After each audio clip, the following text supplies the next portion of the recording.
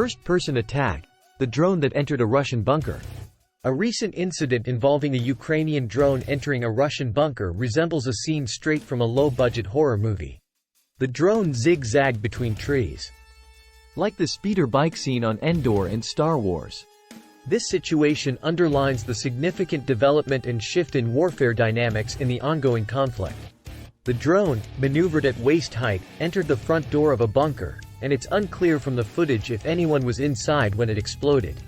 This tactic isn't from a professional military unit but is the innovation of Ukrainian forces adapting civilian technology for warfare. Since the first Russian invasion in 2014, adapted civilian drones have become an integral part of the war in Ukraine. In recent months, first-person drones have emerged as a game-changing technology on the battlefield. These are small, commercially produced quadcopters connected to VR goggles, allowing the pilot a direct visual on where the drone is heading.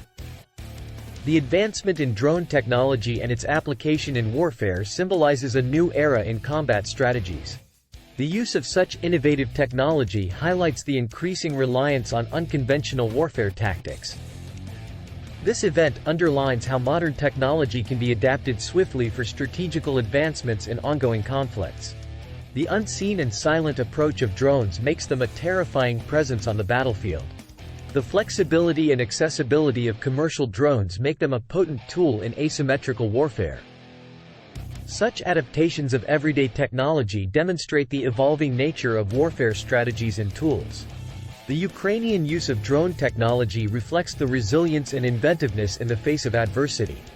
These developments may alter global military tactics, emphasizing the need to adapt to rapidly advancing technologies in warfare scenarios. That's all for today. To stay up to date on AI plus military, don't forget to subscribe.